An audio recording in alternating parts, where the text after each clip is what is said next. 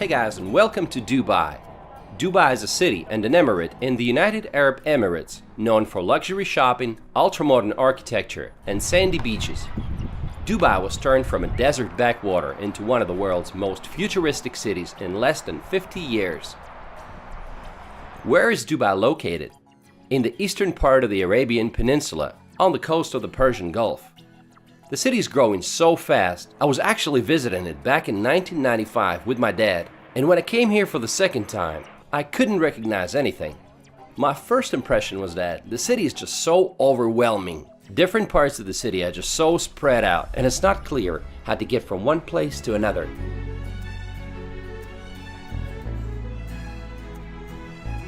First of all, let's point out some cultural aspects. Although Dubai is the most liberal of the 7 emirates, it is still an Arab emirate, and much of its culture is influenced by Islam. Criticizing the royal family, local laws, or the country in general will probably get you in trouble. Drinking in public or just being intoxicated in public is also against the law. When visiting public places, you gotta follow a certain dress code. Make sure you cover your shoulders and knees. Also, no kissing or hugging in public. You will hear a call to the prayer 5 times a day, no matter where you are, outside, in a mall, or at a business meeting. Filming people is basically illegal. You gotta ask for their permission first. Coffee good? Very good. The population of the city is 3.3 million people, and every year it increases by 170,000 people. You might be surprised, but the locals, or Emiratis, only make up about 10% of the population. Looking at all the luxury of Dubai, it might seem that everyone must be pretty wealthy around here, which is often the case for locals and some high-skilled expatriates coming from countries like the US, UK, and Canada.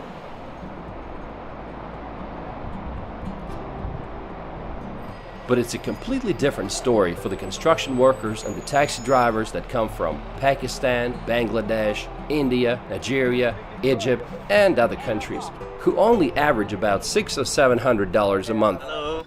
Hi everyone. I'm Nazmul. I'm from Bangladesh. I'm in Dubai taxi. What's your name? My name is Sher Muhammad. Where do you come from? Pakistan, Peshawar. Nice to meet you. Yeah. They don't live in fancy neighborhoods. Rather, they live in communities such as this one. They can't afford to bring their families over here.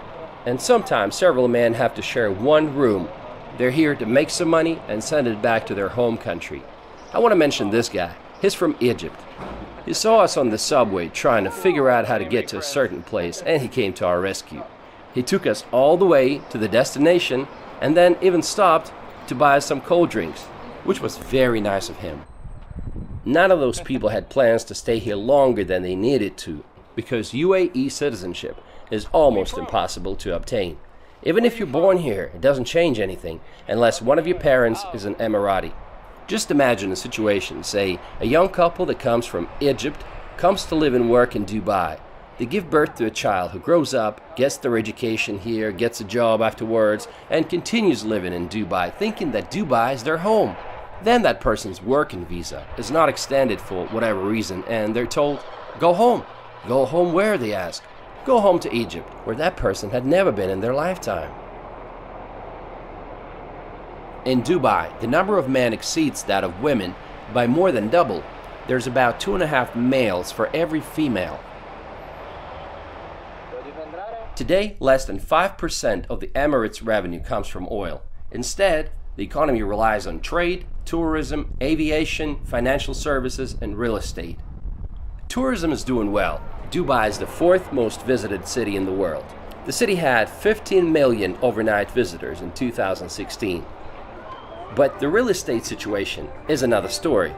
Those who want to invest in Dubai have to keep an eye on the market. Several years ago, Dubai already found itself in a difficult situation when it needed a $20 billion bailout from its oil-rich neighbor, Abu Dhabi, to escape a debt crisis caused by collapsing property prices.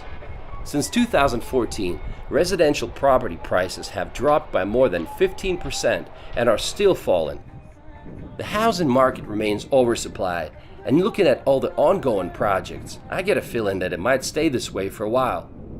At the same time, they're expecting the city population to double by 2027. Everyone's betting on Expo 2020 to turn things around, for which Dubai is ready to spend $8 billion on infrastructure.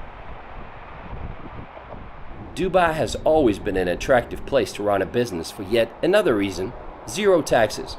But in 2018, the government implemented value-added tax VAT at a rate of 5%. Not too bad, but it's not zero anymore. Dubai is in the desert and it's hot. Summer days can be as hot as 50 Celsius or 122 Fahrenheit, and it's sunny throughout the year. It is hotter here than in Phoenix, Arizona, so you get the picture. Even the taxi drivers from Egypt that I talked to said that in the summertime it's hotter here than it is in Egypt. It's in the desert, so water supply is a major challenge. Close to 99% of potable drinking water in Dubai comes from desalination plants. Just imagine how many cubic meters of water they need every day for the city. In this part of the world, you know a city is wealthy when it has a lot of green parks and gardens and palm trees. You know Dubai is located in the desert, so it takes a lot of water to keep it all green and nice. Everywhere you will see some water systems and some hoses. Look at these flowers. There are hoses everywhere. And you can't have too much fur. And when it's 50 outside, I mean, you gotta keep it short, right? Dubai is not very walkable, so you'll have to be relying on public transportation to get you around. But most people just prefer to use taxis. Dubai is jam-packed with things that are designed to be the biggest or the most extravagant in the world. It has this attitude of nothing is impossible. The Burj Khalifa is the tallest building in the world. It's an 830-meter tall tower that dominates the skyscraper-filled skyline. By the way, Burj in Arabic means a building. While without a doubt it's a true masterpiece, it might be just a little bit of an overrated site for tourists. Do you really want to waste 2 or 3 hours in line just to see the city from above? I decided to pass on the idea because you can admire the building from outside for free. But did you know they're already building a taller building? It's called Dubai Creek Tower, and it will be at least 100 meters taller than Burj Khalifa. Dubai has the world's largest flower garden, Dubai Miracle Garden. The garden has a total of 45 million flowers. So nice to find yourself in this beautiful area and take a break from the busy city.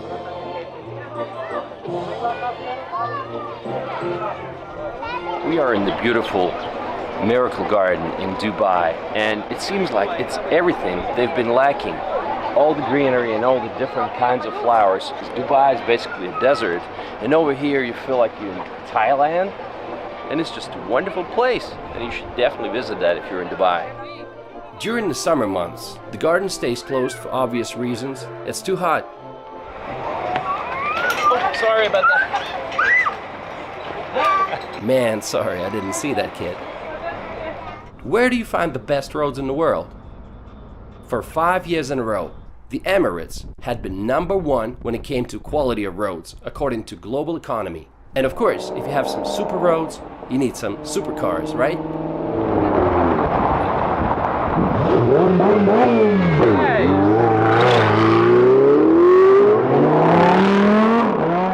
They have bus stops with air conditioning. They call them air-conditioned bus shelters, and there's more than 1,000 of them right now in the city. Dubai has the world's longest fully automated metro system, where all trains run without drivers. Most of it above the ground. They have 2 lines, a green line and a red line. The red line goes along the main Dubai street, Sheikh Zayed Highway. There are 3 different classes of service: silver class, women and children only, and gold class. A ticket to the gold class is 2 times more expensive than usual. The best thing about it is it doesn't get crowded during rush hours. Public transportation in Dubai is pretty convenient, and the best way is to get a note card, which is good for subway, it's good for bus. The only thing it's not good for is monorail, which you have to pay separately. Dubai is also known for one of the most ambitious engineering structures of our time: an artificial palm tree archipelago, Palm Jumeirah, which added nearly 50 miles to the coastline. We are on the famous artificial island, the Palm. And over there you see the wave breaker, which goes around the island and it protects it from strong winds and strong waves up to 4 meters high. Atlantis de Palm is a luxury hotel resort located at the apex of the Palm Jumeirah. Among other things, it has Aquaventure Water Park and the Lost Chambers Aquarium that is home to 65,000 marine animals. Hi, where you guys from? From Sweden. Hello, Russia. Welcome to Dubai. Thank you. Okay, bye-bye. Bye. There's another Atlantis on the way. It's a $1.4 billion Royal Atlantis that is expected to be opened in 2020. You can travel the Palm Island on monorail, which is an entertainment by itself. There are many means of transportation in Dubai, and one of them is monorail. The ticket is very pricey. It's $5.5 one way. So let's take a look at what it's like on the inside.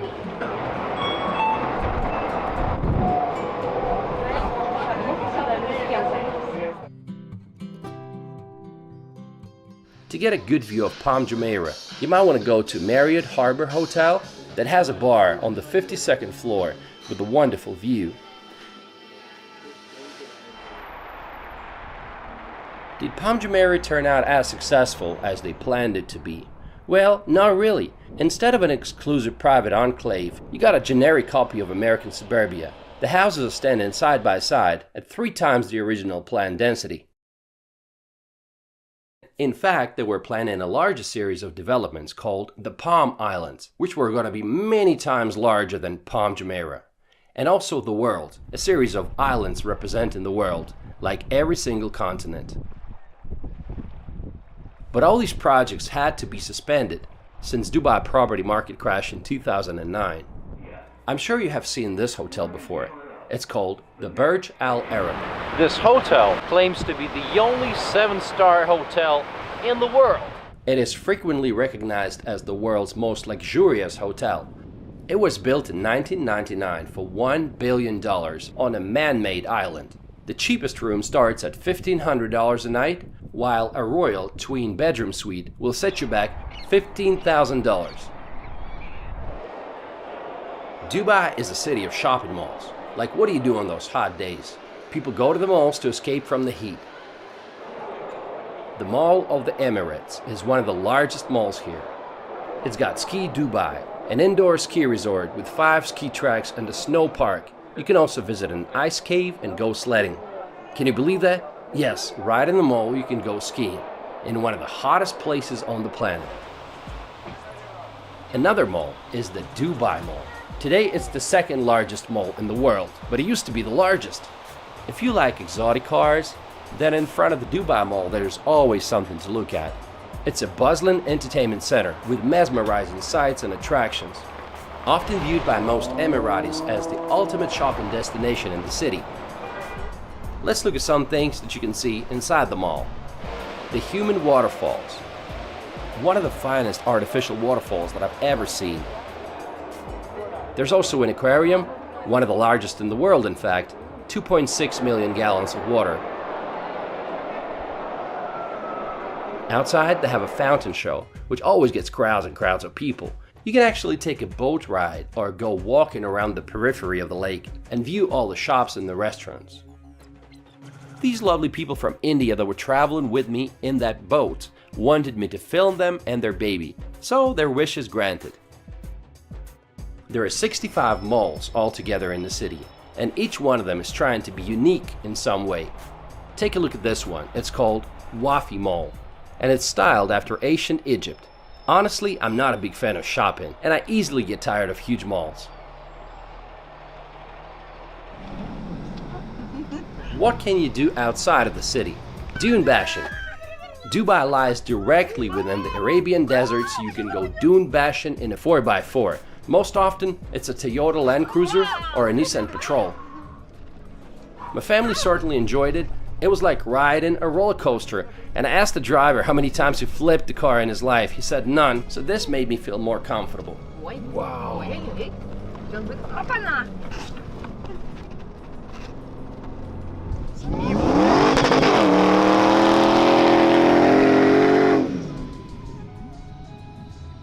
Hey Okay guys, so we are in the desert and you can do crazy things like that. They give you a professional driver and it takes you along the desert. Okay, the ride's very bumpy, but if you like stuff like roller coasters, you're gonna enjoy it.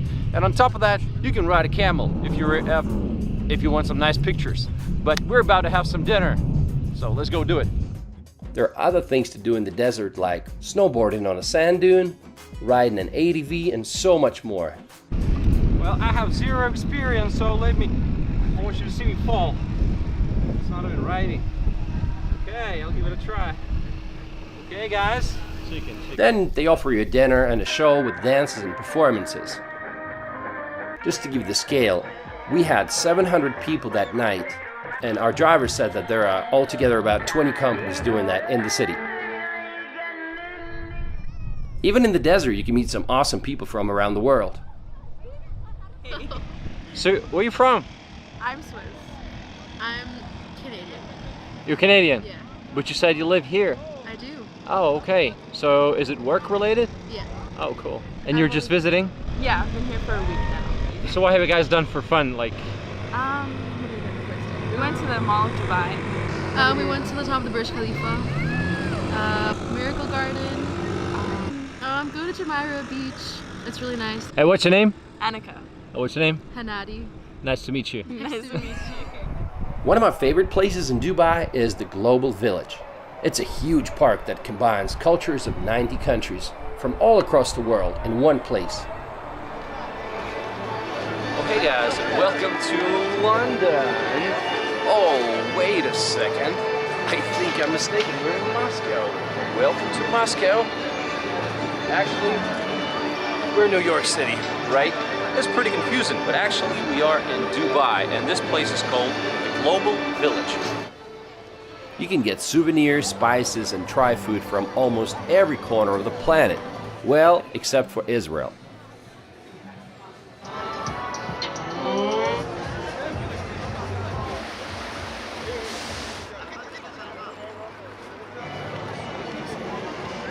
They got temples of Thailand, Forbidden City of Beijing, the Eiffel Tower, and so much more. And they also have different shows during the night.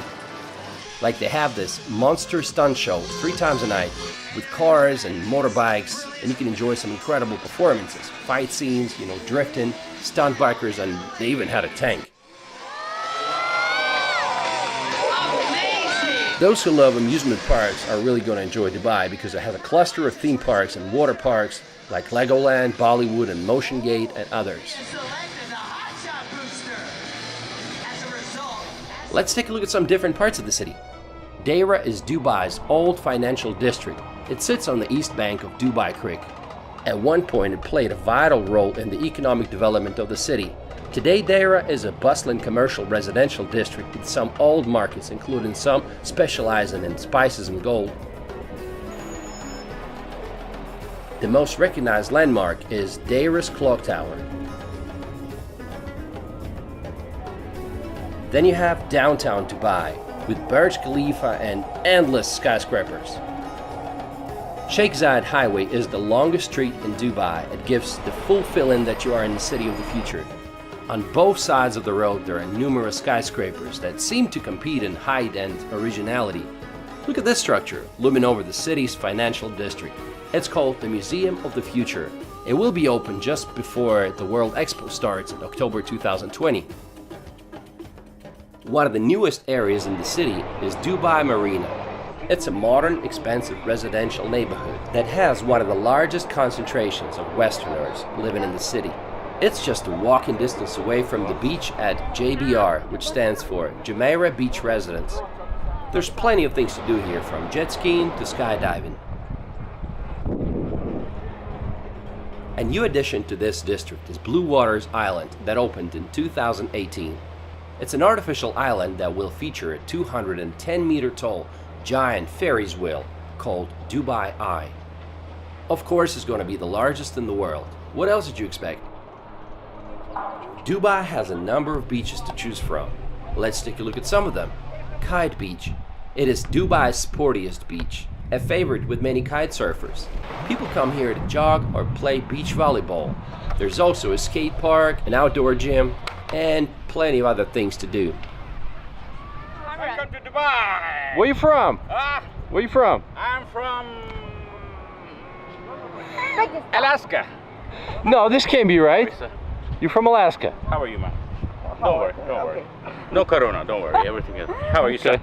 I'm from Alaska. I travel all over the world, but Dubai is the best place in the world, you know. Is that right? You have east and west, everything. No corona, nothing. No virus, nothing. Yeah, everything is clean, yeah? Okay. The rulers here are fantastic. It's a growing economy. Everything is booming here. Life is beautiful. No taxes. Fresh air, free of charge, complimentary, you know. What's your favorite part of the city? Favorite part of the city is the Kite Beach, you know. The Kite Beach? Oh, it's fantastic. We're right here on the spot. We're right here. Right place, right time, right people. What more you want, man? But what about the parks? My first impression was that the city's nothing but a concrete jungle and there's no parks. Well, it's not like that. There are plenty of parks. This one's called Al Barsha, where people come to go jogging or just take a break from the busy city life. They even have golf courses here, can you imagine? So how did it all start? Dubai was a village of fishermen and pearl hunters until the mid-20th century. The best way to look at this distant past is to visit the Dubai Museum. It is located in Fort Al Fahidi, which is the oldest building in Dubai, built in 1787. Pearl hunting was the main source of income for the local population back then, but the invention of artificial pearls by the Japanese in the 1930s destroyed the economy. In 1968, Great Britain abandoned the protectorate of the Gulf countries. Right around this time, oil was discovered, and from that moment, the Emirates got a quick start in the development. They say driving a car in Dubai is not for everyone. Locals say that if you miss an exit, it might take you 20 to 30 minutes to get back on the route. Speeding fines are no joke. For example, if you exceed the speed limit by 20 kilometers an hour, your fine's going to be an equivalent of $82. But if you exceed it by 80 kilometers an hour, it's going to be $820. Once, a British tourist got stuck in Dubai after racking up $45,000 in speeding tickets in a rented Lamborghini. In 4 hours, he triggered every speed camera on Sheikh Zayed Road, and they wouldn't let him go until they paid the fines in full. One of the newest additions to the city is the Dubai Frame. You can see it from a distance. Its height is 150 meters. It has a glass floor. The idea is that it splits the city into the old part and the new part.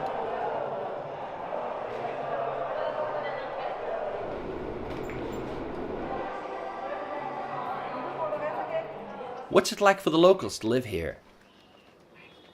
Emiratis, like I said, make up only 10 to 15% of the population. They get plenty of perks from the government, like $20,000 or more as a wedding present. Polygamy is allowed, so you can have more than one wife.